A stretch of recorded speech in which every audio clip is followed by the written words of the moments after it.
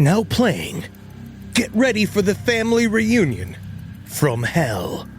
From the producers of the horror classic Evil Dead comes a brand new nightmare and the scariest installment yet. After her husband's mysterious passing, a widow seeks comfort with her in-laws in their secluded cabin in the woods. But as they one by one turn into something much more sinister, she discovers that every family has its demons. Evil Dead Burn. Now playing only in theaters. Rated R. Under 17, not admitted without parent. Insurance isn't one size fits all. That's why drivers have trusted Progressive's Name Your Price tool for years.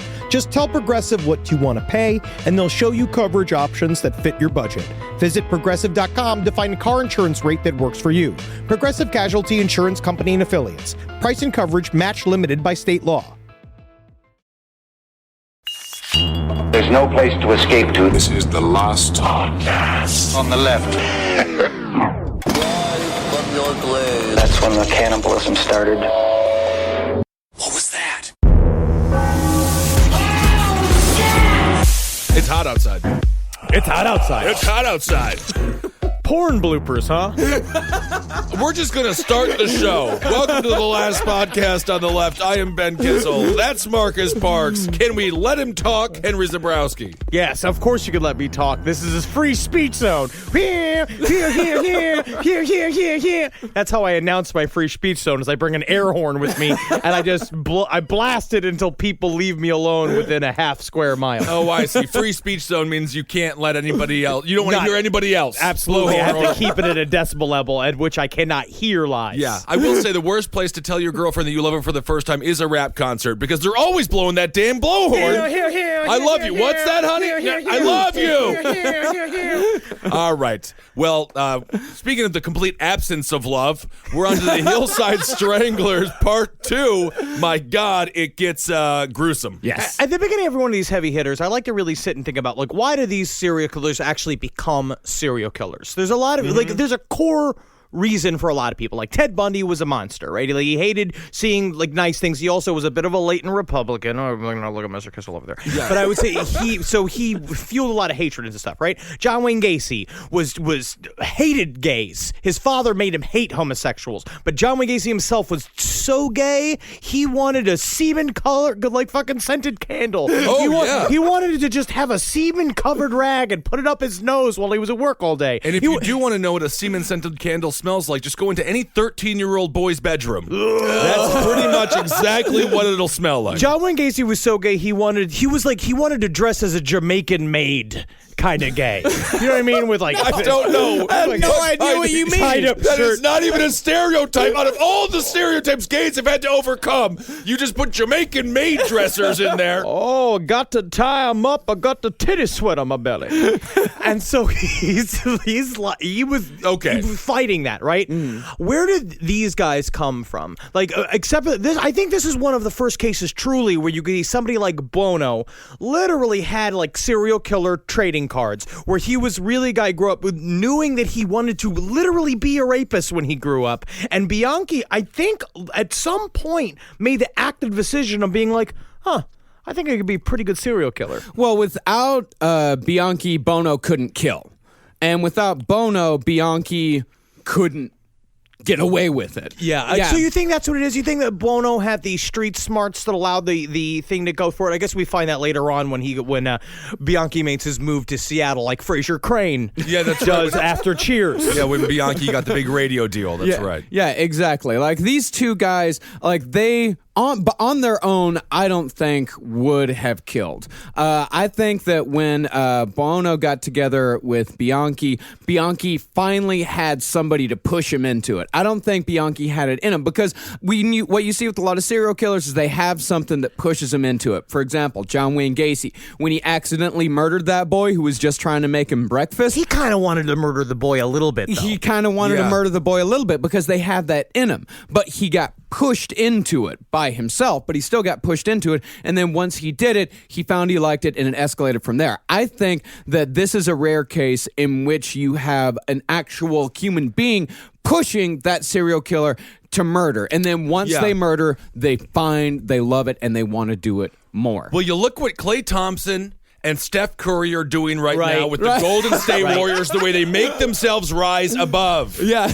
Also, you gotta almost, I'm not going to say be jealous of, but be aware of the true openness of their relationship, that they could tell each other's their innermost fantasies. Yeah, I'm gonna say, most straight couples, any romantic couple has a hard time expressing what it is they really want to each other. But these guys just come out and say it. Isn't that nice? What confidence without a safety net. Love should be lived in a life without a safety net. That's a good point. Well, what it was is that it was a definite escalation. I don't think they ever actually were sitting there one day. It's like, why don't we start killing some broads? Like, I don't think it got to that. It started with them pimping. They started pimping, and they started treating women how they pretty much always thought that they should be treated. They, of course, had that control over them. And then once the trick list was sold to them, they finally had an excuse. That anger had been building up in them for so long, because that's the thing about Bianchi and Bono. They were power control killers. And it started off with controlling these women as pimps. And then finally, once they had an excuse to actually murder a woman, they, of course, like they said, okay, she sold us this trick list, let's kill the bitch. Now we can. Trick Now we list, can. you Now mean we can. it's a list of people who are the tricks. No. We what's covered it last episode. The trick list. What it was is that, remember, it was supposed to be a list of people that wanted call girls to come to them, but in reality, it was a list of people that like to eat out. Yeah, I remember That's what I'm saying. They're people. And yes. also it said stuff like walk the dog, around the world, jump rope, the scatterbrain mammogram. Have you seen that yo-yo trick? No. It is dangerous to do if your breasts are not covered with a sort of Kevlar. Yes, that's good. But that's what that was. So they finally had that excuse to kill. And then once they killed, they didn't need the excuse anymore. Because these guys, like I said, they were power control killers. They're highly organized, and all of their pleasure comes from the capturing, torture, and eventual murder of their victims. And control is a huge part of these guys' process. And as the control begins with the victims, it begins before they even know that they're in danger. Save for two victims, the Stranglers, their whole thing is they like to trick people. They like to trick these women. They like to demonstrate their mental superiority first, and then they demonstrate their physical superiority over them. It's also ease of the crime, right? It's a part of tricking them is getting them into the car without incident. It's without having a struggle, because a struggle out on the street is where you're going to get a bunch of people watching. Two men dragging a woman into a car, like that's going to freak out the whole neighborhood. Yeah. But also in the way they killed them, that we'll go into too, that it exhibits their need for control. It's very similar to BTK. Mm-hmm. Somehow together, it's like, because Bianchi's kind of like a Bundy, and Bono is kind of like a Carl Panzram. He was just like a general, like, if the world had a throat, I want to put my hands around it kind of guy. And together they make like a BTK meets Jordan meets the other guy. Are you giving Scottie me Pippen? Yeah, you're giving me the elevator pitch for your new screenplay? Yes. Is that the deal? Okay. Yeah, I think that's very true. I think these guys do come together to make a BTK, just without all the weird fetish stuff that BTK was super into. They didn't do as many selfies as BTK did. Yeah. BTK liked art. Ugh, disgusting. So from the very beginning, the LAPD knew that they were dealing with two perpetrators. The first victim, Yolanda Washington, had marks on her arms and legs that indicated that two men had moved her from the crime scene itself to a second location. Furthermore, two different types of semen were found, with one type belonging to a man known as a non-secretor. Yeah, that's why I kept seeing the term non-secretor. What does it mean? A non-secretor means that they can't tell the blood type of the perpetrator just from the man's semen alone, just from his bodily fluids. Usually you can test semen, like, all right, this guy's type A, type B, but with a non-secretor, they are still virile, but it just means that they can't test the semen to see what the person's blood type is. But the thing is about that is that very few people in the population are actually non-secretors, so it, brings down the pool. So they're like the X-Men. Kind of. But it's also like I thought it was, so you test their blood type by like touching the electrical current to the blood, like in The Thing. I don't think pops that's out as a monster. That could work. So, As Yolanda Washington was a black prostitute, by far the least dead type of person in America as far as the media is concerned, her death went largely unnoticed by Los Angeles at large. She pretty much merited the same amount of news coverage as, a robbery in the police blotter. Just a couple of lines, no one gave a shit. That's when the mayor farts at a restaurant. That's big news. That's actually huge news. But a black prostitute, they don't really cover that. Yeah. Now, it was only the nature of the murder that got police interested, specifically Detective Frank Salerno, who almost 10 years later would also work the Richard Ramirez case, which is very interesting. He would also be one of the key figures in the Hillside Strangler investigation. Probably one of the best/worst men to get drunk at a bar with. No, I was just going to say the best, without a doubt. Every time you speak to someone who is in law enforcement, you really want to get those gritty, disgusting stories. The majority of the stories are just like, it turns I was actually just a traffic cop. Yeah. And they're just like really boring. But this guy, my God, 2 serial killers in one detective career. He is a superstar. He had a collection of books, and he just happened to be used one of her feet as a bookmarks in one of his books. One time the sergeant bet me $10 I couldn't have 20 donuts in 10 minutes, and I did. Good story, man. Thanks. Story. Now, if you'll remember from the end of the last episode, Kim Bianchi, soon after moving out of Angelo's place, shacked up with a woman named Kelly Boyd, and not surprisingly, things were not going well. It seemed like he'd be a responsive boyfriend, lover, and husband, though. Yeah. Well, he was gentle, he was loving, but he was extremely immature. He was essentially a child, takes no responsibility for anything. Nothing is ever her fault. Nothing is ever his fault. And while a lot of the complaints were small things, like he'd never fill up the gas tank in the car, or he'd forget to turn off the lights when he left the house, her biggest concern was the fact that Ken would call out sick to work all the time to go, quote unquote, play cards with Angelo over at his upholstery shop. But playing cards is actually code for going out and murdering a bunch of women. Yes. Yes. Interesting. Yeah. That's what he always say. And she always said, no, I don't want to go play. He's like, why don't you come and play cards, huh? Why don't you come on out? And she's like, no, Angelo Bono, I hate that guy, because she could, of course, feel his intense hatred for all women. I mean, I think that's a really wonderful technique, though, for boyfriends to use when they know they want to do something their girlfriend hates. Just invite her, because she's going to say no, and then when you're walking out the door, you be like, don't pretend like I didn't invite you. Okay. So it's a great trick. Also, I found out that Angelo Bono has a very bad lisp. He had a very bad speech impediment. So I imagine when she first meets Bono, and he's just like, hey, look at me. Hey, look, you see this finger right here? This finger right here, it's for pointing out dudes to fuck with me. You see this middle finger right here? This middle finger right here, it's for pointing out uteruses to fuck with me. It's my fingering finger. I don't know what it is with people that have speech impediments, but they turn out to be dangerous so many times. They just have they have an inferiority complex. Well, they have something to overcome, and most of the time, especially with speech impediments, in order to overcome it, you have to talk a bunch, so then they become politicians, or they become some just crazed lunatic. James Earl Jones. Just I like love that. him. And I've heard he's killed 2 girls. Isn't that something? James Earl Jones killed 2 girls before the age of 20, and then the government covered it up because they knew how melodious his voice would become. Unverified. His speech pathologists. Nice. They were a part of it. Okay. The conspiracy. We cannot confirm that James Earl Jones killed 2 girls. We cannot confirm it. Cannot confirm it. So when Kelly became pregnant in the summer of 1977, things got even worse. Around the time of Yolanda Washington's murder, Ken and Kelly went to go see Pete's Dragon, the 1977 Don Bluth classic. Of course. And Ken, in the words of author Ted Schwartz, quote, delighted in the animated fantasy and had been anxious to see it. Is it a classic? Yeah, Pete's Dragon, yeah, Don Bluth, he's great. You ever seen it? Yeah. No, I've seen it, yeah. It's good. I didn't know it was a classic. It was part of the late 70s, orphan girl movie series. Okay, all right. Yeah, it's got red buttons in it. Yeah, I love red Everybody buttons. loves red buttons. Back when you didn't have to have a real name when you joined Hollywood. You just said the first thing that you saw. Well, technically, his first name was, his original name was Sheadolf Hitler. Oh, I see. Had to change it. Bad for entertainment. Yeah, then he went with Golden Eagle, and then he changed it to Red Button. So about halfway through the movie, Kelly, in the middle of a very difficult pregnancy, left the theater to go be sick, but Ken, unwavering in his fandom, made her wait in the car as he saw the Don Bluth classic to the end. Now, like a fight on a street corner, you can only see it once. There wasn't Netflix. There wasn't even DVDs back then. If you're in the movie theater, you walk out, you're not seeing that again for a year. Whether it's Peach Dragon or you're killing a girl in the street, the 70s were a wonderful time to be alive. Bad time to be pregnant.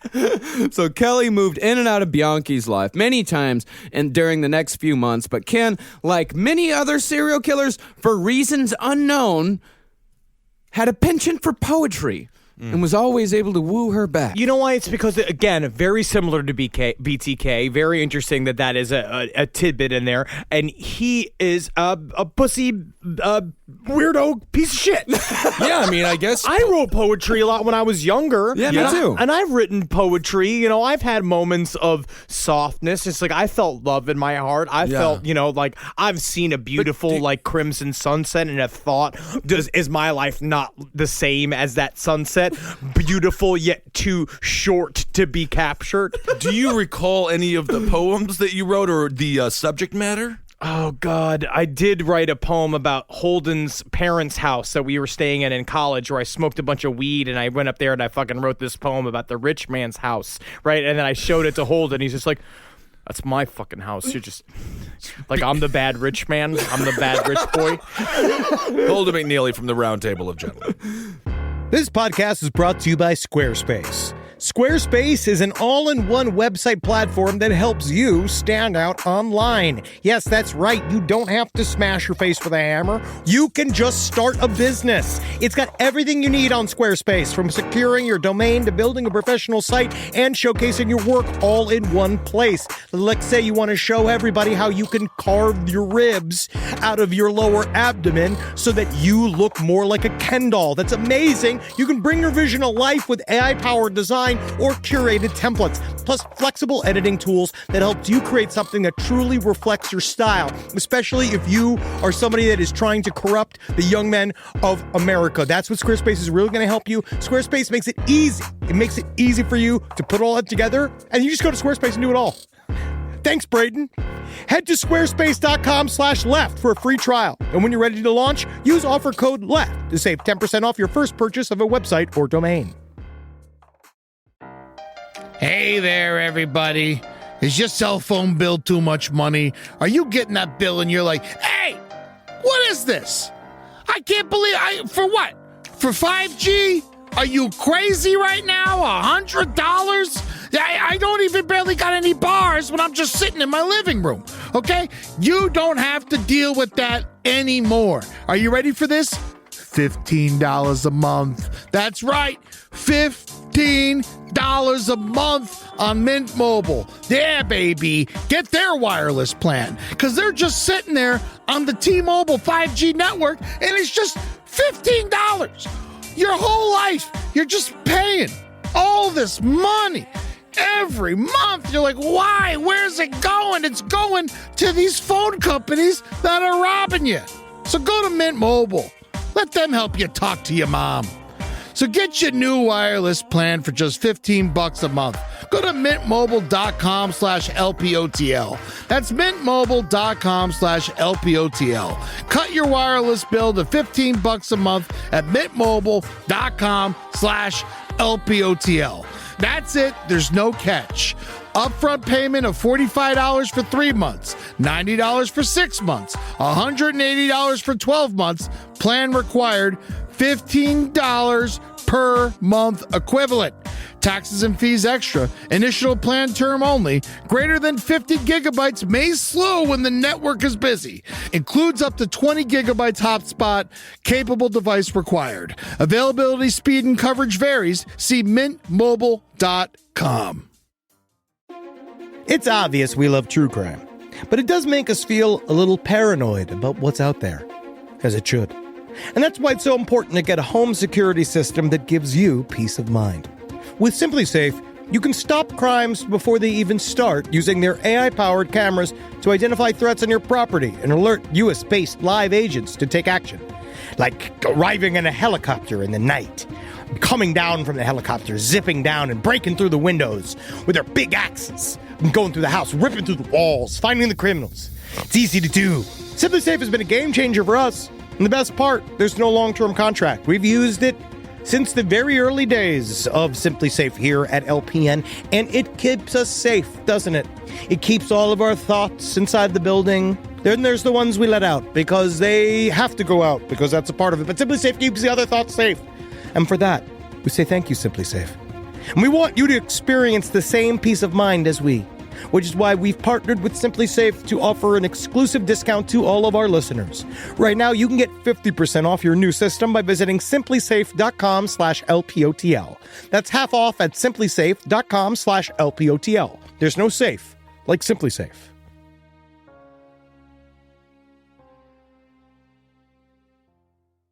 So Ken's marriage, not going all that great, but at the same time, his and Bono's murder spree was just beginning. On Halloween night, 1977, the pair picked up 15-year-old Judy Miller on Hollywood Boulevard, an area well known for prostitution. Still is. Is it? Oh, yeah. Yeah. It's disgusting over there. Yeah.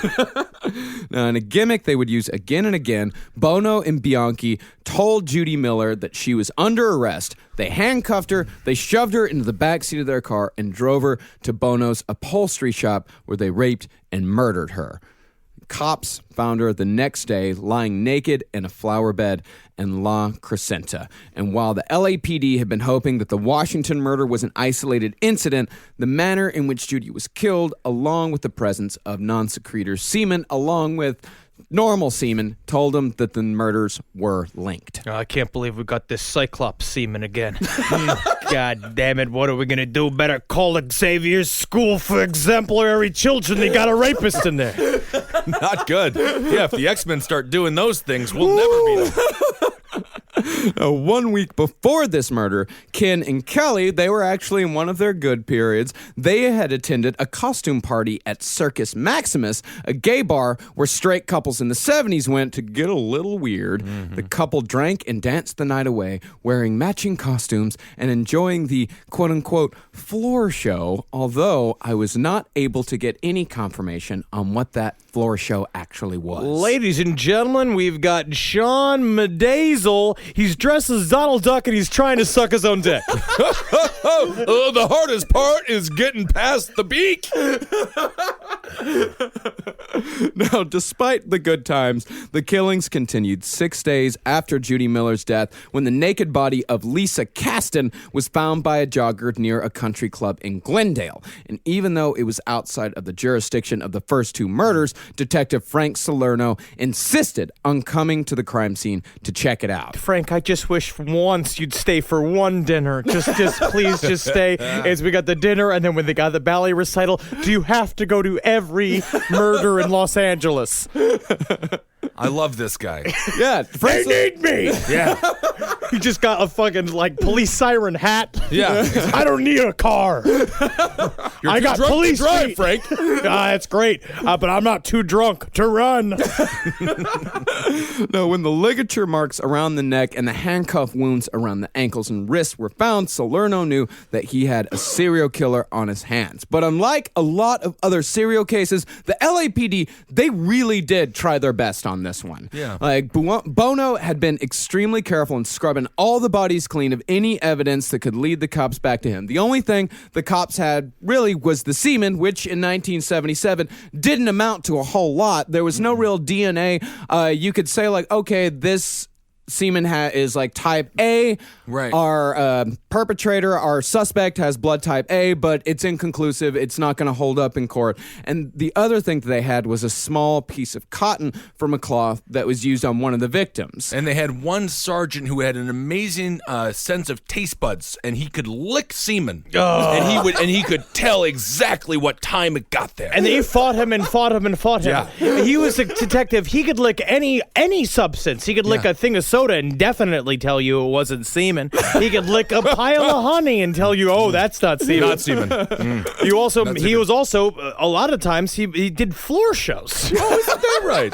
Yeah, he said he had this penchant for dressing as Disney characters and doing fun floor shows. Sucking his own That's semen. That is semen. I made it myself. I believe that this is also the victim that was found that a neighbor had to cover with a tarp because it was in the middle of, right next to a playground where a bunch of kids are running around, and they just went like,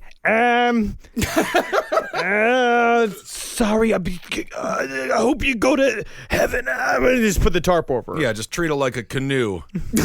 Throw a tarp over it when you're not using it. Now, the best that the cops could do was plot out a map of each of the murder sites, draw circles around each site, and ascertain a specific area that they believed the killers were picking up victims and increasing the police presence in said area. And this is very interesting. When Bianchi and Bono were caught, cops found that Bono's house was almost exactly at the center. This is the detective work that kids fantasize about. Yes. Right? Yeah. They're actually doing old school. I almost feel bad for detectives these days because they just get a bunch of samples, they just give it to the lab, and the lab returns the information they need. These guys were doing the old school McConaughey stuff from True Detective. Yeah, they said that when they eventually formed the task force, which task force had about 85 guys on it, all they really had was like an old-timey computer. The computer was what they really used to like get all these formulas for all the vectors, and what they said that the walls of this office were covered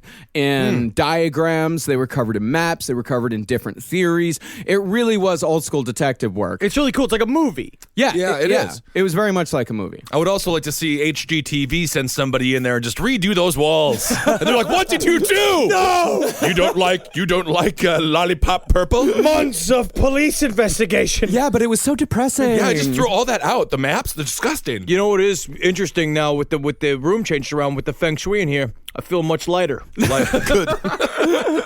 But unfortunately, even with all the increased police presence, it wouldn't be enough, for the Stranglers would strike again 2 more times before the murders would make headlines all over the world. And on November 20th, Bianchi and Bono made their most audacious move yet, abducting and killing 12-year-old Dolly Cepeda and 14-year-old Sonia Johnson, because the prostitutes weren't giving them the same thrill that they had experienced in the beginning. They needed to feel more power. They needed to feel more control. They needed to up the ante. So they started killing what they call, quote-unquote, respectable girls. Well, I believe that was Bianchi's decision in order to change the type of women they were going after. But according to Bianchi, after the fact, when he started really spilling his guts and fucking telling every single thing that he knew, like 10 months after he was arrested, he is very deeply ashamed of these 2 murders. They were really the only ones that he wouldn't talk about. Once, I think it might have been like a bridge too far. Yes, because this is Bono's. I think sometimes Bono would take the driver's seat. And Bono was the real sadist of the 2. I mean, Bianchi liked to kill and would often be the dude that did the final killing. He would slowly strangle them. That's a part of where he was very similar to BTK. But this is Bono's choice. Yeah, Bono, well, we already know, he liked fucking young girls. Yeah, he liked preteens. He loved girls like this. So I think he was like, hey, let's try it out. You'll like it. I think it's because they were the only girls when it was consensual who thought he was good at sex. And it's also, like whenever you're in an 8th grade dance, sometimes the girls get to choose a song. And it's Bono's choice. Buenos? How do you say his name? Bono. Like Sonny Bono. I know, but I see it as Bueno. Yeah, it's spelled Bueno. You just got racist eyeballs. But and he's Italian. He's not Latin. All right, he's Bono. But with these higher profile victims came more witnesses. One boy had seen the 2 girls talking to a couple of guys in a dark sedan and saw that they had gotten into the car willingly without any fuss whatsoever. What this meant was that the killers were almost certainly impersonating authority figures, a fact that cops had suspected but hadn't yet confirmed. Yeah, you're just going to want to come with me, little girl. Yeah. No, we're part of the fashion police. Yeah, and you're dressed like something from 1974. And actually, we got to get you back in an outfit that's more similar to something like 1977. You know what I'm saying? All right, little girl, let's get in here. What kind of police?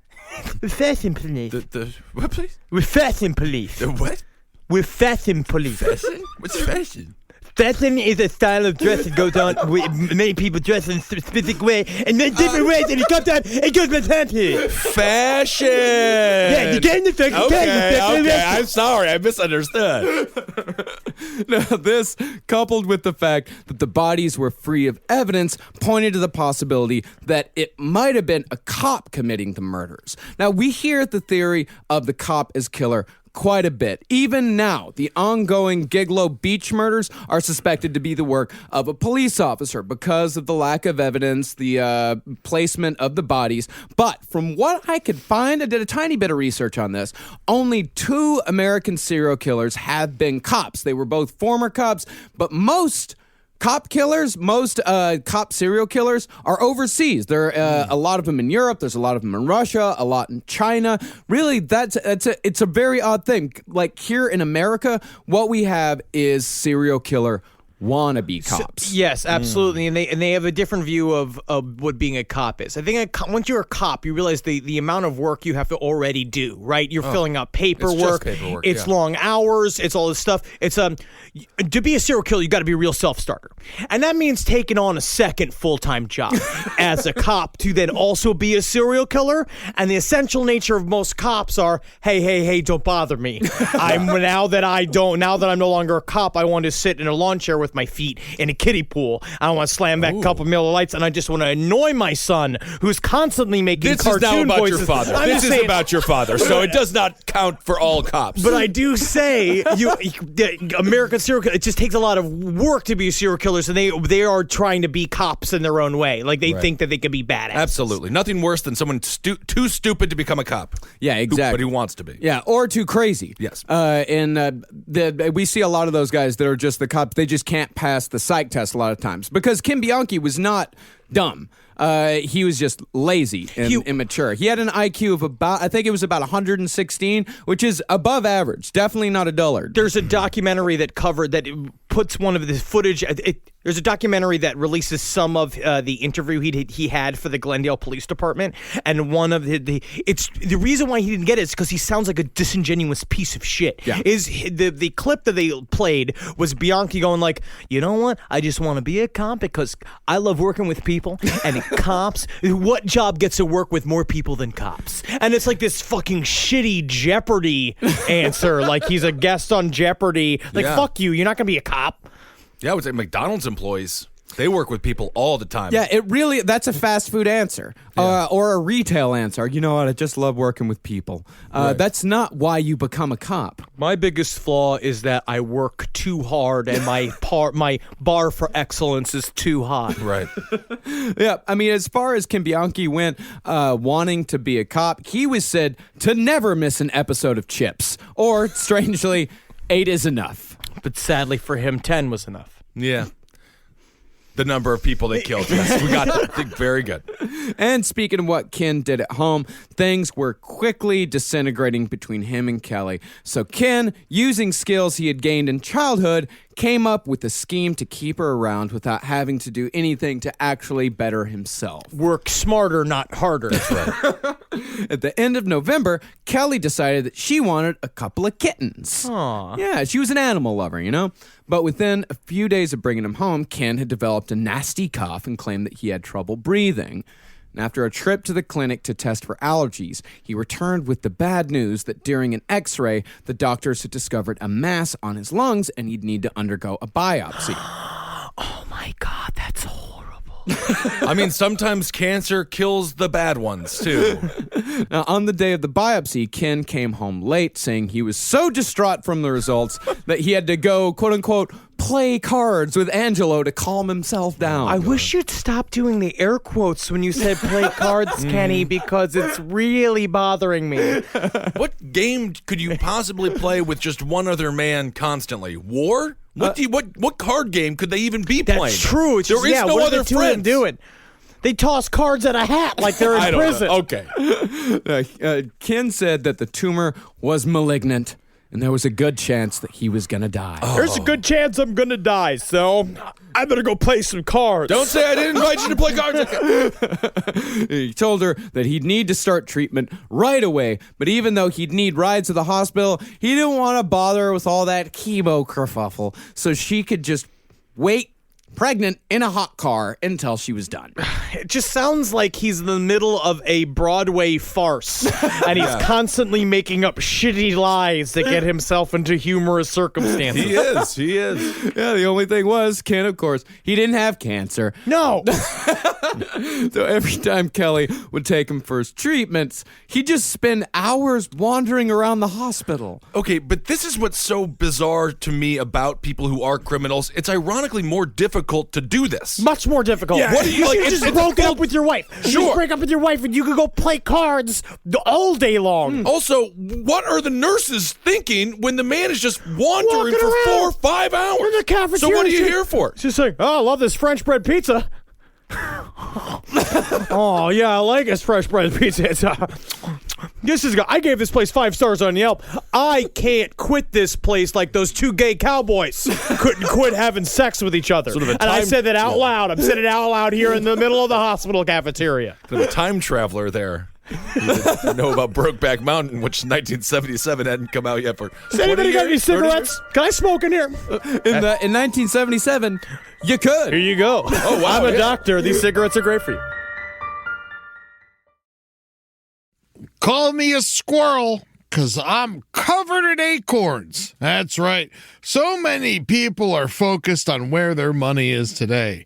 And Acorns is the financial wellness app that cares about where your money is going tomorrow. Let Acorns work for you. You put acorns in the ground and you're gonna get trees tomorrow. That's right, investments.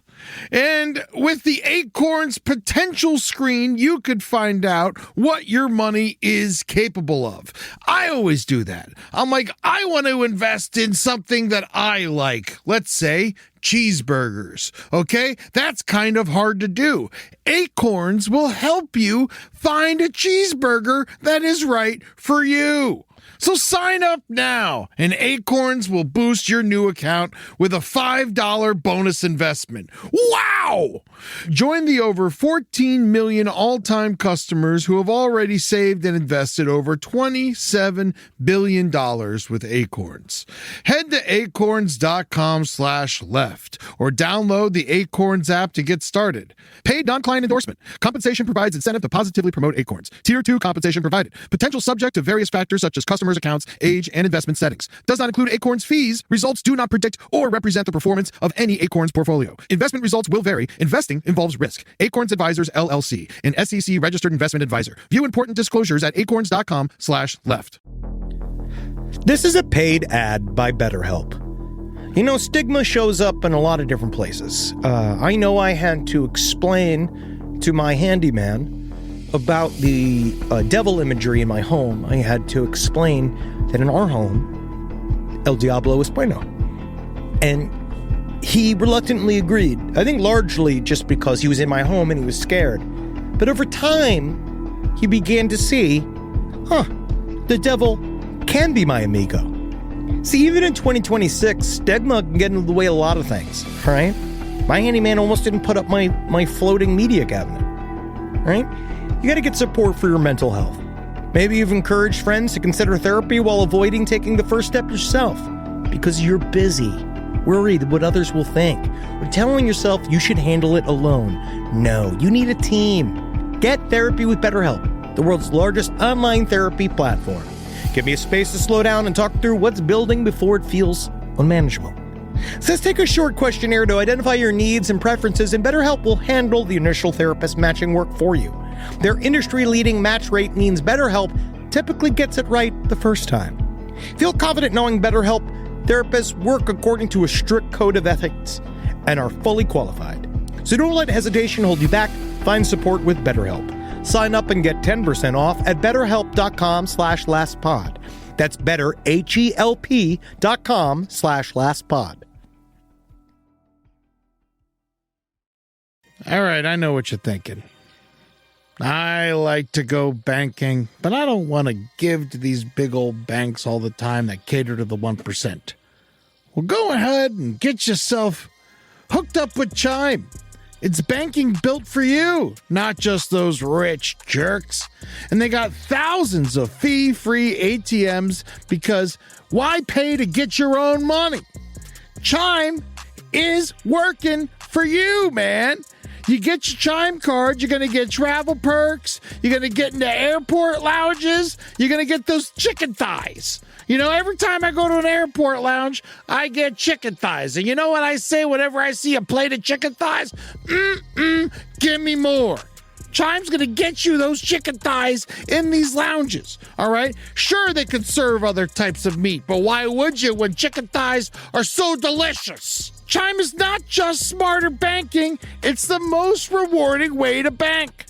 Join the millions who are already banking fee-free today. Head to chime.com/left. That's chime.com/left. It only takes a few minutes to sign up. Chime is a fintech, not a bank. Banking services for Chime Card provided by Chime's bank partners. Optional products and services may have fees or charges. Stated cashback for Chime Prime only. No minimum balance required. For more information on travel perks, go to chime.com/disclosures. So after he'd wander around for a few hours, he'd return to the car, he'd say he was nauseous, and he used this excuse to skip work as much as he could, but he told Kelly that he could never let anyone at work know that he was sick with cancer because, as Ken said, cancer isn't contagious, but a lot of people think it is. So I can't tell people at work that I can't because they think they're going to catch cancer from me. What is Kelly doing? I feel so bad for her. She is pregnant in a living hell, having to deal with this manipulative liar on a daily basis. She's a hero. I mean, she left and came back a ton of times. And as far as she knew, she was just dealing with the guy that, she loved. Yes, he was very gentle. He treated her, he treated her pretty good. Well, but fine. He was he treated her fine, but he was just an immature dickhead. Nice. She didn't know that he was lying this whole time. She fell for the cancer thing, hook, line, and sinker. And, it's 1977.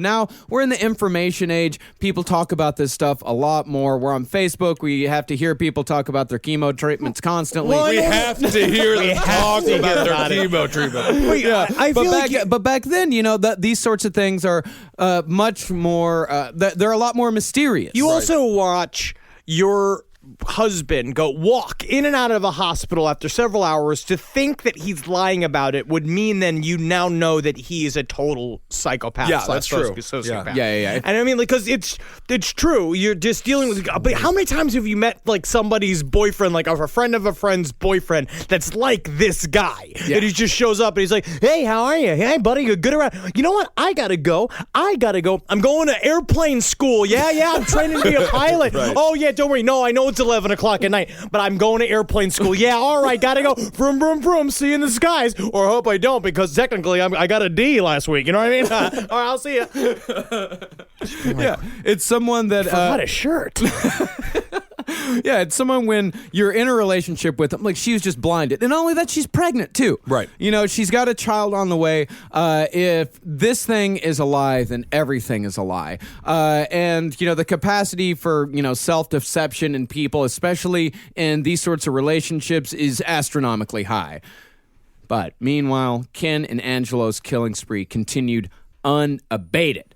On the same day that the youngest victims were found, police discovered another victim of the Stranglers, that of 20-year-old Christina Wexler. They found 3 bodies in one day because Ken and Angelo, they went straight from prostitutes and just said, all right, we're going to fucking do this. We're going to go for the high profile cases. And, Right. when Christina Wexler, she was an art student. She actually knew and had rejected Kim Bianchi. It was almost like Bono was like, all right, we're going to kill the girls. And Bianchi was like, yeah, but I also want to kill this woman too.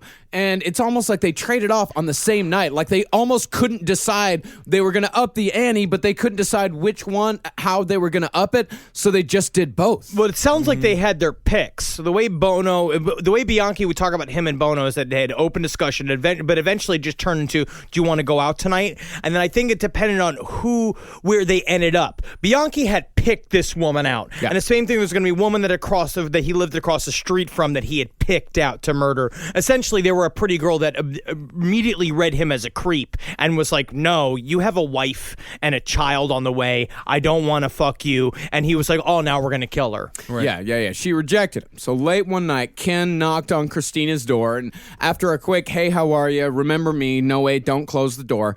Ken told her that he had, since the last time he saw her, become a member of the Sheriff's Reserve, and he had been dispatched to let her know that her car had been smashed up down in the parking lot. And in the first of 2 consecutive actual forced kidnappings, Ken and Angelo shoved her into the car, drove her to the upholstery shop, and committed possibly their most sickening and torturous murder of all. This one was personal. All of the rest of the women, they didn't know. But because Ken knew this woman, because this woman had rejected him, this one got even worse than all the rest. After injecting her with cleaning supplies, Ken tied a bag around her head and filled it with gas from an unconnected pipe, slowly asphyxiating her for an hour and a half before she finally died. And then we also, of course, Bianchi decides to throw Bono under the bus in his police interview with this quote. Bono suggested that, he said, how about just injecting air into her? The air bubble would probably kill her. And I said, oh, you want to try something different? Whatever. Jesus. Yeah. Brutal. Yeah, these people are absolute monsters. This is one of those stories, too. I don't like to always scare the listener, but I think that it's important to remember sometimes the guy that comes off as a creep, the guy that does that is kind of got that weird like glint in his eye that seems really threatening, but you don't know why, and you kind of trust your gut, and you just kind of say like, no, I don't want to have anything to do with that guy. Sometimes there's a reason. Yeah. And sometimes you should really pay attention to that. Totally. Yeah, you really should trust your instincts on that sort of thing, especially when a guy comes, because that's when this woman first met him, he came to her as just a creep. The second time he came around, he came as an authority figure. So watch out for those guys. All right, watch out for him. Unless he brings you flowers. In which case, all is forgiven. If he throws in chocolates, go with him anywhere. Now, the last victim of the November killing spree was Lauren Wagner, found on November 29th. Now, the Wagner murder also produced a promising lead. A woman named Beulah Stouffer, known as a bit of a busybody in the neighborhood. No, someone named Beulah was a bit of a busybody?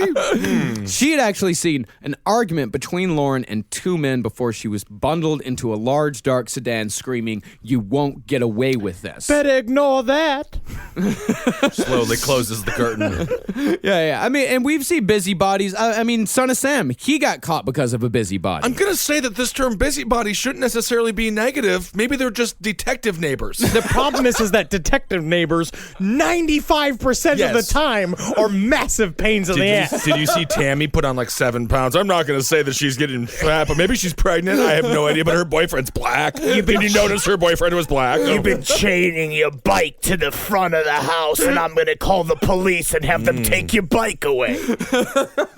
No, Beulah described one of the assailants as an older, quote-unquote, Latin-looking gentleman with bushy hair, while the other was taller and younger with acne scars on his neck. Soon after her report, she received a call from a man with an East Coast accent telling her she was as good as dead if she didn't keep her mouth shut. Which is the same thing they did with the lawyer that took away their first prostitute from their stable.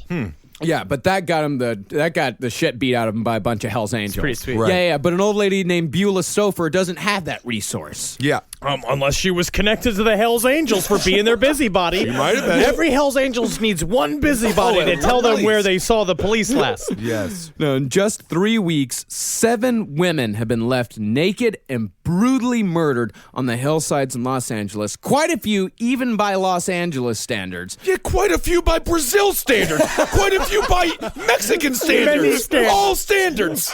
Yeah, I mean, well, L.A. at this time, L.A. had seen a lot of serial murder at this point. 7 in a, what was this, in 1 month? No, 7 in 3 weeks. 7 in 3 weeks? That's a lot. I wanted to bring this up. Where does this fit in the timeline of Son of Sam, John Wayne Gacy, Jeffrey Dahmer, Ted Bundy? Son of Sam, it's the same year, 1977. So it's really interesting because you could see them pick up in the police work even just from, because Son of Sam was a really good job. They did a really good job piecing that case together too. You could see how it's that sad thing of they're getting good at investigating serial killer crimes by this point. Yeah, they're having to.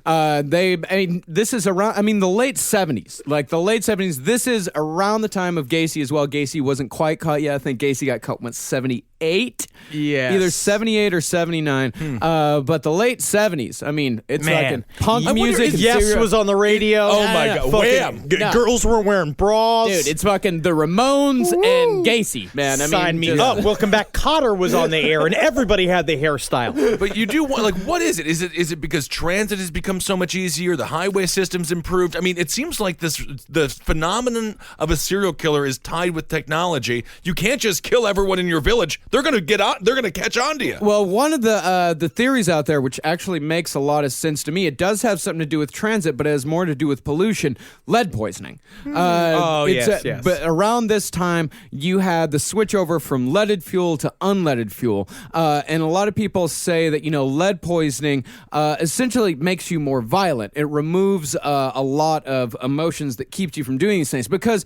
in the Are they licking the damn oil pumps like a it's dog? literally in the air. It's literally in the air. It's exhaust. Because America in the late 1970s, it wasn't just serial killers. Crime was you can't even imagine how bad crime was in the late 70s all across America. And it was also probably psychic ripples from the MK Ultra experiments. Yeah, I also sort of believe that as well. I blame the Rolling Stones for their satanic music. With their gyrating and their bulges. That's why they should have never put Elvis on Ed Sullivan. Look what's happening now. Oh man, the gin is starting to come through your neck and onto your jacket. Don't even worry about the gin. That's just called male sweat. No, much like the Boston Police Department had to deal with in their own Strangler case about a decade before, the LAPD was besieged by people who thought they knew the identity of the Strangler. And as in Boston, people were not above suspecting their own spouse. One woman called in saying that she had been woken up at 2 a.m. with a handkerchief stuffed in her mouth and her husband's hands on her shoulders, shaking her violently. She was having a seizure and he saved her life. Now, the woman, only married to her husband for a couple of months, thought that she had unwittingly married an 8-time killer. But just a few minutes later, the woman called back and said this to the police. It's all right. My husband's not the strangler. He played a tape recording he made before he put the handkerchief in my mouth. I snore. I didn't know it, and he said he put up with it for months, and he said it's like being in the middle of a rock band's amplifier, and you know what? I think he's right. He wasn't trying to hurt me. He just couldn't stand it anymore, and I've got an appointment with the nose doctor, and I'm sorry. That's so funny. That's word for word the fucking voicemail, too. Word for word the police report. This poor woman whose husband just couldn't. I get it.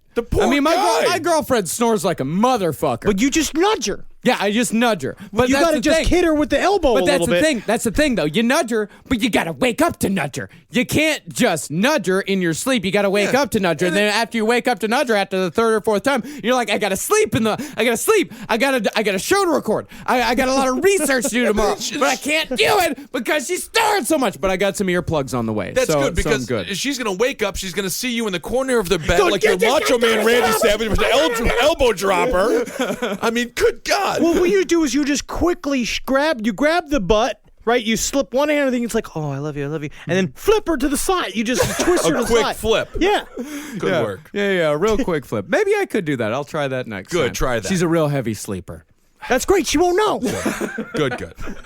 Now, a little over 2 weeks after the Lauren Wagner murder, on December 15th, 17-year-old Kimberly Martin was dispatched by the Climax Nude Modeling Service to the Tamarind Terrace Apartments in Hollywood. Classy. Yeah, real classy. Also, what they were trying to say, too, a couple of the police, what Frank Salerno was saying on one of the documentaries I was watching, is that you notice a lot of spikes in their activity during times when Ken Bianchi's wife was going through really hard times with her pregnancy. Is that apparently during Thanksgiving week, the reason why that activity was so high is that she was so nauseous from the pregnancy that they couldn't have sex. So when she needed him most, yes, he was just going to play cards. Yeah. I see. Yeah, absolutely. Now, a lot of working girls in L.A. in 1977, Kimberly included, thought they would be relatively safe working with an agency, but no woman of the night would be safe from Bianchi and Bono.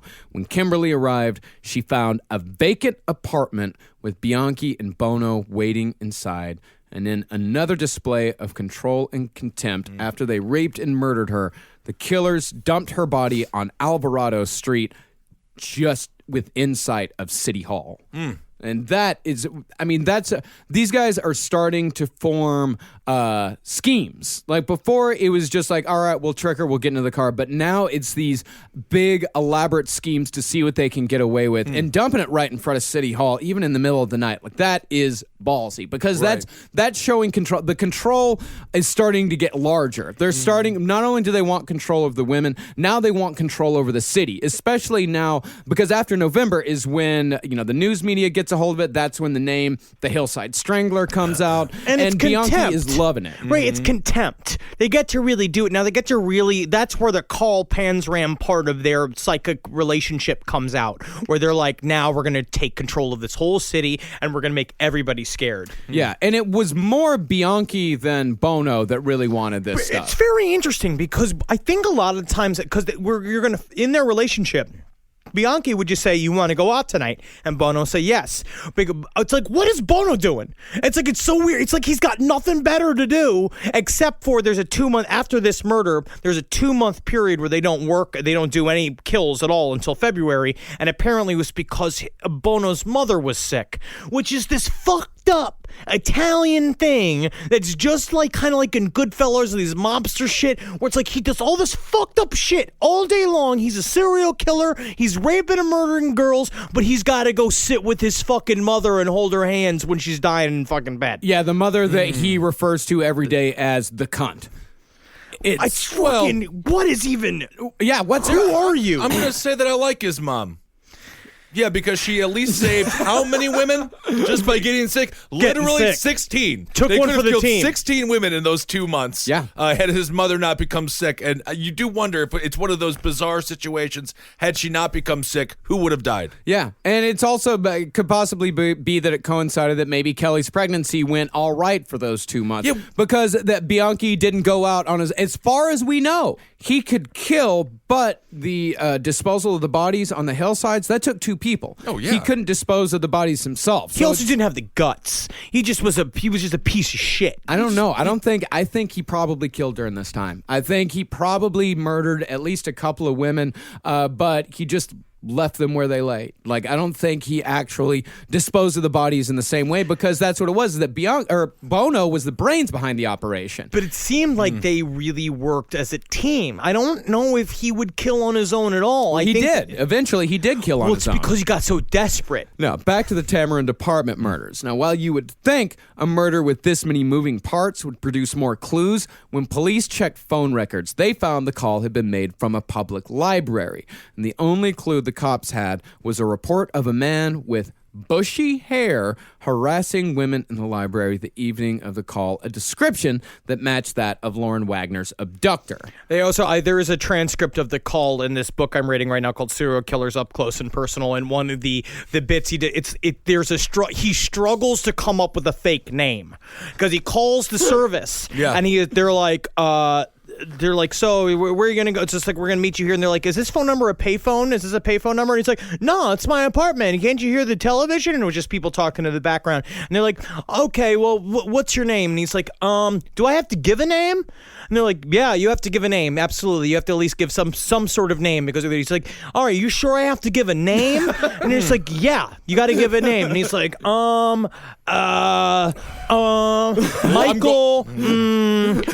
Ryan? And his name, he gave the fake name Michael Ryan, but literally it took him just being like, first of all, it's 2 first names and one whole name. But that's actually not too bad. Michael Ryan. I was thinking like Lobert Yellowfinger. My name is Rupert Murdoch. Murdoch. I own John Travolta. Oh, John Travolta! Oh, you didn't tell us you were it's the real John Travolta. Wow! Now, bereft of leads, the cops started canvassing the entire building where the girl had originally been sent to by her agency, and who should they find but a very helpful, nice young man named Kenneth Bianchi. The cops would later say that they were suspicious of almost every other man they encountered in that building except Ken Bianchi, who is sympathetic to the plight of the police, how much work they had put into the case, and it assured them that had he been there that night and had he heard screams, you better believe he would have done something. Yeah. Also, he had participated in a ride-around program with the police around this time. It's like what they were trying to do is, because the police were being named in all of these serial killer attempts, and women were afraid to be pulled over by cops. They weren't stopping because they had heard the serial killer may be a cop. And so they were doing these ride-along programs, and Ken Bianchi went on one of the ride-alongs and asked all these questions about the Hillside Strangler. And it's like, again, like a Kemper doing the same thing, butting up with the cops, and they just fucking bought it. They're like, there's no way a bushy-haired man with a full mustache like that would ever defy the police. Yeah, that's why cops are much meaner now than they used to be. They have to be. Oh, Kind yeah. of. Well, Because especially if you want to be a cop's friend, nothing to me is more suspicious than a guy going up to a guy who's dressed as a cop in a bar, just going like, "Hey, so how those murders going?" Now, the only woman that we know of to survive an encounter with the Hillside Stranglers was a woman named Catherine Laurie. Attempting to bring back their police with badges ruse one more time, the two stopped Catherine, quote-unquote, arrested her, and shoved her in the back of their car. But when they checked Catherine's possessions, they found a picture of her sitting on the lap of famed movie actor Peter Lorre, who played child murderer Hans Beckert in the infamous Fritz Lang serial killer movie M, among many other wonderful roles. Check out M. It's a beautiful movie. Okay. Don't you worry, my little girl. We'll take these pictures together. And one day, a serial killer won't kill you on my account. I don't mean to make you frightened, my daughter. It was I, your father, Peter Lorre. He did save her life. He did. I mean, it's amazing. By being professionally creepy. Luckily for Catherine, who was in fact Peter Lorre's daughter, Bianchi, and Bono were big Casablanca fans. That was like the time I got pulled over for jaywalking in Glendale, which is true. And the guy was just like, "So what do you do?" That was like, it's like, the guy who's filling out the ticket. He's like, "So what do you do as a job?" I was like, "I'm an actor." He's like, "Oh, what show you working on?" I was like, "I'm on a show called A to Z," and he's just like, "My wife loves A to Z. Get out of here." Get out of here. That's amazing. You wonder if Bianchi and Bono were just like, man, I love L.A. Sometimes it's like being a serial killer anywhere else, you just don't get the stars that you get here. Businessmen next to con men next to movie stars. Hollywood is the blood of America. Wow.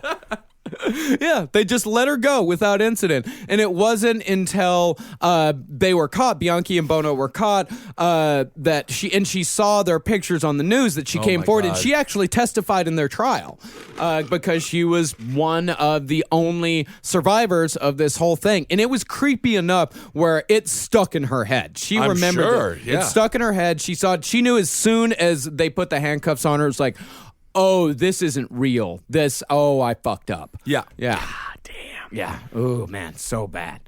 Cindy Hudspeth, on the other hand, would not be so lucky. Killed on February 16th, 1978, Cindy's body was found stuffed in the trunk of her own car, which was found halfway down a cliff off the Crest Highway. And now, while I don't know this for sure, because the timelines are a little muddled, Cindy was killed either the day of or soon before the birth of Kim Bianchi's only son, because the birth had been difficult. Ken, he had been ordered to leave the delivery room. I guess I gotta go play cards. Gotta go. Yeah, he went back to Angelo's upholstery shop where Cindy Hudspeth was picking out a new interior for her car. And as far as I can tell, they overpowered her, raped her, murdered her, dumped her body, and then Ken returned to the hospital to hold his newborn son for the first time. Now, is this the same hospital that he would just pace for 4 or 5 hours at a time? I hope not. I wonder, because eventually they'd be like, "Hey, Aren't you weren't you supposed to die of cancer?" Like months ago. But apparently this is the murder that led to them breaking up. And the reason why that was put in, and it sees the weird the uneven power dynamic between Bianchi and Buono is that she walked into that upholstery shop, she saw Cindy and Kenny in the middle while Buono's like running a line in her, but he's also doing business. He pulls Buono aside and he's like, let's do her right now. And he's just like, you're being fucking crazy. No, we're not doing this right now. Ken took her by the neck, like literally went and grabbed her ahead of Buono and threw her into the office and said, like, be calm, nothing's going to happen to her. And then Buono, like, then jumps in. But afterwards, literally, Buono was like, you're fucking crazy. You're doing this bad. Just like, you don't know how to do this anymore. We're done. And then they broke up.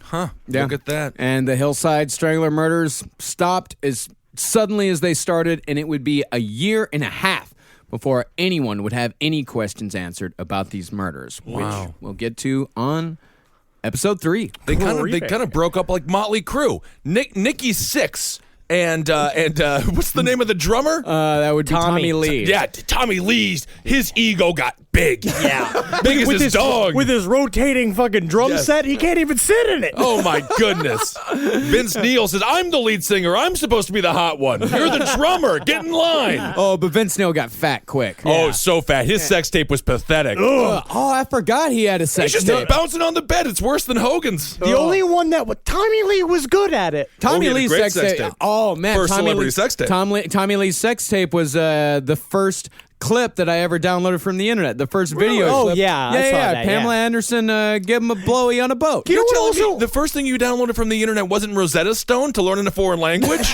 Yeah, I thought it was porno? Interesting internet. Yeah, I mean, this was 1996, 1997, so it took about 12 hours. Also, Tila Tequila was really born for the sex tape. Yeah, wow. And you know what? People talk shit about her, but Kim Kardashian's was, just all right with me. Yeah. Yes, I thought you were going to say Tila Tequila. You can talk shit about Tila Tequila. She's a neo-Nazi. Well, she's got a lot of different ideas. She has. Oh, my goodness. Yeah. All right. Well, wow. So that's the end of the murder spree for the Hillside Stranglers. Terrible human beings. But I guess we have the birth of a child. Yeah. I see. So life is new. Sean.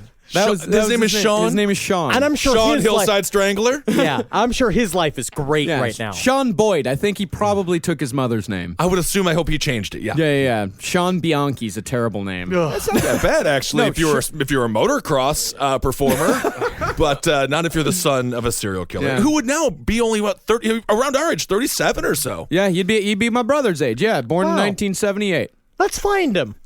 Probably could. Facebook. I know he's got to be. He'd be in Aquarius.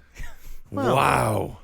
Weird to think about the children of these people. It As really a matter is. of fact, I mean, I would love to interview some of them at some point. Well, there's a great interview with BTK's daughter. Yeah. It's very, very sad. Oh, yeah, it's extremely sad. Yeah, and I don't think they would like our jokes at all. If we did interview them, we would have to do very Charlie Rose, very straight. Yeah. So, do you rape? Henry? No. Okay. All right. Interview's over. He hung up. All right. Fucked up on the first I don't know how to do it. Does he rape Henry? I told you don't say the R word. I'm no Jimmy Kimmel. Oh, good Lord. All right. Hillside Stranglers 2, Hillside Stranglers 3 coming up. Thank you guys so much for everything. Yeah, absolutely. We've got a ton of shows coming up. June. We've got Atlanta coming up on June 16th. 18th. God damn it. We're bad with these dates. Yeah, we're back. It's the 18th. It's a Saturday. Yes. We're going to be doing the Earl. Google the Earl. Go to their website to buy tickets for that one. Then after that, we've got Washington, D.C. That show has just been announced. We got Washington, D.C. We're doing a classy show. We're doing the Kennedy Center. I know. Do they know what we do? No. Okay.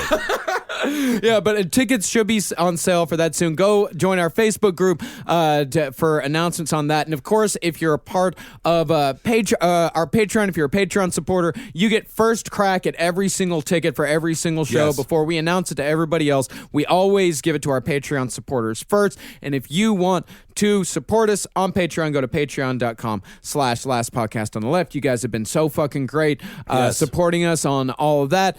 We just changed up our $10 what happens with our $10 Patreon subscribers.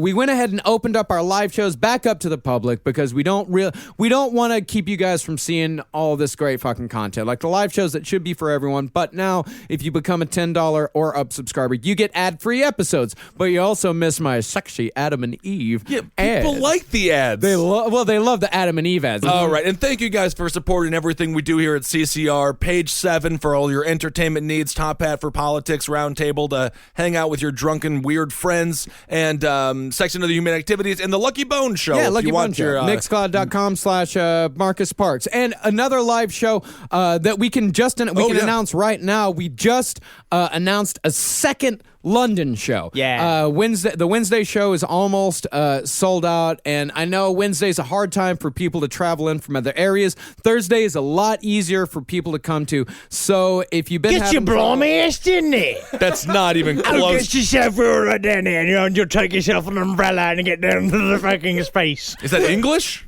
Sure. I can't wait to get our asses beat in the fucking UK. Yeah, and we might be coming to Wales as well. Let us know if you guys are interested in us doing a show in Wales. Email us at cavecomedyradio.com, cavecomedyradio@gmail.com, or tweet at us at LP on the left and let us know. And we're also maybe thinking about doing a Scandinavia show. If you want us to come to Scandinavia, please let us know where we should go. Number one. Yeah. And please hit us with it. Yeah, should it be Norway? Should it be Sweden? Should it be Finland? Yep. I don't think it should be Finland, actually. What about Denmark? Oh, yeah. Is Denmark? I don't know. I mean, now we're just naming countries. Yes. Yeah. Yeah, and that's again, cavecomedyradio@gmail.com. Tweet us at LP on the left, or go on our Facebook and tag us if you guys would be interested in coming to some of those shows. And of course, if you want a Your Last Podcast on the Left t-shirt, go to cavecomedyradio.com/merch, and you can get your very own shirt for $25, or if you're a Patreon supporter, you get it for a $20 a month subscription. And follow us on the social media. Henry's at Dr. Fantasty on Instagram. Yep, and Henry Loves You on Twitter. Yes, and at LP on the left is our own personal Instagram. Yes, and Marcus Parks is Marcus Parks for both of those. I'm at Ben Kissel on Twitter and Ben Kissel1 on Instagram. I made a mistake yesterday while working at Fox News. I retweeted a bunch of pictures that were posted of the last podcast from some fans that had posted pictures. They all went to the Red Eye page. So for about 30 minutes, if you followed Red Eye on Twitter, you saw me with a bunch of people saying "Hail Satan" and things like that. So that was that's going to get picked up on Mediaite. So that'll be great. No, it's just a goof. Just a goof. Yeah, that's only a goof. Yeah, that's a goof. If you would have posted a vagina, then that would definitely have gotten picked if you had up. said your bulge, yes, like Anthony Weiner, if you had done that. Which, by the way, I watched that Weiner doc. Highly recommend it if you want to watch the complete destruction of an American family. Two things to shout out. I'm going to say check out Showpieces on Demand. It's Alan Moore's new it's a series of vignettes that he wrote. It's very good. But if I understand people have problems with Alan Moore, but I was real high and I really enjoy myself. Good. Also, shout out to Flossie Avey for these beautiful cross stitches that she made of Magustulation and there's bones in the chocolate. We're going to put a picture of it. It's pretty fucking cool. Yeah. That's a lot of work that you put into that. Yes. And I love them. Yeah, I love them too. Thank you so much, Flossie. It's fucking amazing. Thank you. Hail Satan. Hail yourselves. Hail Gain. Hail me if you got a time. Magustulations. Magustulations, everyone. For more shows like the one you just listened to, go to cavecomedyradio.com.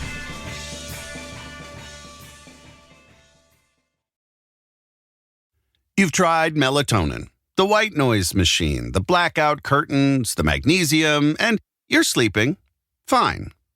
Not great, just fine. At some point, you have to consider the 4-year-old pillow is doing more damage than the magnesium is fixing. Coop Sleep Goods is running a bundle sale July 9th through the 20th. The starter bundle is the move. 2 pillows plus a sheet set, 40% off. And we're not saying it'll fix everything. We're just saying you've tried everything else. Coop's pillows are adjustable, designed to fit how you sleep, not just tolerate it. Mix and match any 2 pillows at 25% off or go all in on the starter bundle. One real upgrade beats 6 mediocre ones. Head to coopsleepgoods.com/comedy. That's COOP sleepgoods.com/comedy for 40% off the starter bundle and 25% off all other bundles. Looking to scale your outcomes beyond search and social? Realize is Taboola's AI-powered performance platform driving incremental growth by engaging high-intent users across a global network of 600 million daily active users on premium websites. Reach and convert your audience on premium websites and placements where your customers actually spend their time. For more information and to create your account today, go to realize.com/podcast.